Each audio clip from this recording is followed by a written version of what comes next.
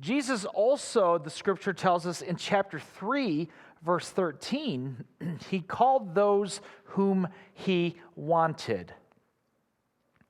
Those whom he wanted. Look at the scripture there on the screen. It said, Jesus went up on a mountainside, and he called to him those that he wanted, and they came to him. Jesus doesn't call us because he finds us useful. Jesus calls us because he wants us near him. Let me rephrase it. Jesus' desire to be with you does not depend on how effective you are, or how talented you are, or what other people think of you. Jesus called them because he wanted them near him. He wanted them to be with him. I'll touch more on that in just a little bit. I think a lot of people think that God calls us because he obviously must need us, but the truth of the matter is God calls us because he wants us. He wants us. He loves us. He doesn't see you as a tool in his box that he can use from time to time and kind of plug you in and like, boom, there you go, now do your thing. He just wants to be with you. It's not about what you can do. His desire to be with us is merely based on who we are. And in his eyes, that's something very, very special. And that's the kind of people whom Jesus chose here. And then Matthew 3, verse 14, he called them to be fishers of men. He called those that he wanted. And then thirdly, I want to bring out that he called them to be with him. He called them to be with him. Now, this is interesting because if I were to say, why did Jesus choose those 12? What was his plan? Right away, we would probably say, well, Jesus chose them because he wanted them to be the preachers after he ascended. Jesus wanted them to do miracles, and Jesus wanted them to do this and to do that. But before any of that, he just wanted them to be with him.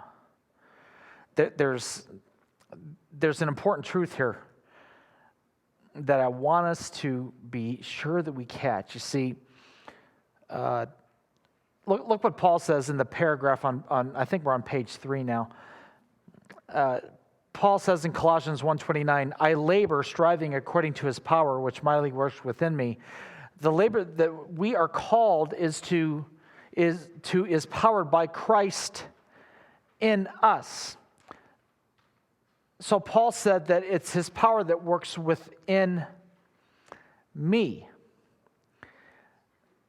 So before he called, I want you to get this, before he sent them out, and we'll touch on that, okay? But before he sent them out, he wanted the disciples to be in his presence. A lot of times I think we get this backwards. See, this is why I get nervous sometimes when like a prominent celebrity or a musical artist or an athlete, when they get saved, okay, there's always a group of Christians that want to throw them up on a stage somewhere and have them become a speaker or have them become a Christian artist. And they can barely spell Jesus, but we want them to somehow be an apostle or a preacher or whatever it is that we want to call them. And that's a terrible mistake. Terrible mistake. I've seen people in local churches who have been saved and they've had a great experience. Maybe there was in fact, I'm thinking of one situation, this was several years ago, not in this church, another church that I served at. We had a guy, he was a bit of a partier, and he was facing cancer. He gave his life to Jesus Christ, and I'm not kidding, just days after he made that decision, we're throwing him up on stage. And I'm like, what are we doing? What are we doing? I could tell you that man turned from God just a few months later.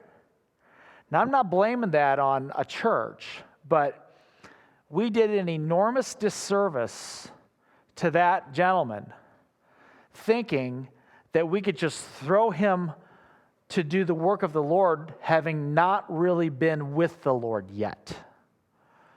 There is a time where the people of God need to be with the Lord before they start doing work for the Lord. That's necessary.